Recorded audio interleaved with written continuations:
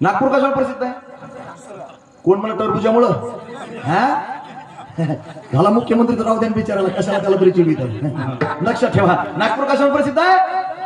संत्र्यामुळं. तुमच्याच परिसरात आहे ना नागपूर, विदर्भातच आहे ना. लक्षात ठेवा, उपराजधानी ना महाराष्ट्राची. दादा लक्षात ठेवा, नाशिक कशाला प्रसिद्ध आहे? कोण म्हणलं अंगूर? अंगूर आणि द्राक्ष सावत्र भोय दोघांचे लागतात, भांडण येतं. नाशिक कशाला प्रसिद्ध आहे? द्राक्षामुळं. लासलगाव कशाला प्रसिद्ध आहे? कांद्यामुळं. कुंथलगिरी कशाला प्रसिद्ध आहे? पियाडा अंजीव झाला याडा. हा नुसतं वारकरी निघून जाऊ दे ना दादा पंढरपुराला. पाऊली चालते पंढरीची वाट, सुखी संसाराची सोडून या गाठ, सुखी संसाराची सोडून या गाठ. डबी पायचं काम नाही होय, अगदी हात हातात तिकडे गायच्या भेटत इकडून नेते तू. हो लय बेकार परिस्थिती दादा, तो लोक लय बेकार असते ना. लक्षात ठेवा दादा. बघा दादा वारकरी निघतो दादा, आळंदी क्षेत्रामध्ये जातो, माझ्या ज्ञानोबरांच्या समाधीवर नतमस्तक होतो दादा. 15-20 दिवस दादा माझ्या माऊलींच्या सोहळ्यासोबत. लक्षात ठेवा ना दादा. अरे मालकीनबाई सांगते मालकाला, दादा पंढरपूरला गेलात ना, दर्शन झालेत ना, यात पंढरीचा प्रसाद पण आणा, पेढा सुद्धा आणा. म्हणले कुठला? म्हणले कुंथलगिरीचा.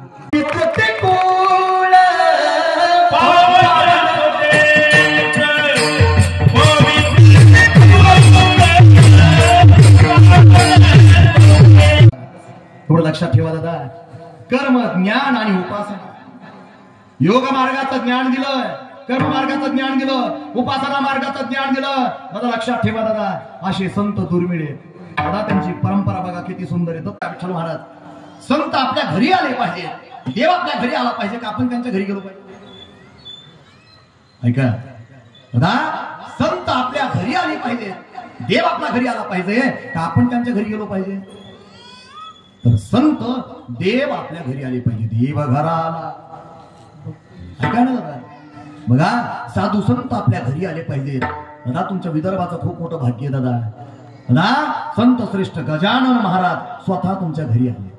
लक्षात ठेवा, स्वतः तुमच्या घरी आले.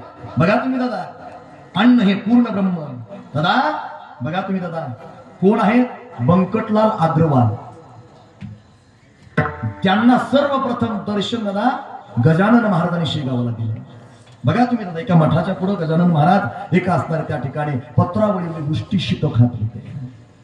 अन्न हे पूर्ण ब्रह्म आहे, त्याचा उपदेश संबंध जगाला दिला. म्हणून अन्नदानाच्या बाबतीमध्ये दादा शेगाव नंबर 1 ला आहे. लक्षात ठेवा, स्वच्छतेच्या बाबतीमध्ये शेगाव नंबर 1 ला आहे. अरे भक्ती ज्ञान उपासनेच्या बाबतीमध्ये शेगाव नंबर 1 ला आहे. लक्षात ठेवा दादा. गजानन विजय ज्यांनी ग्रंथ वाचलेला असेल ना दादा,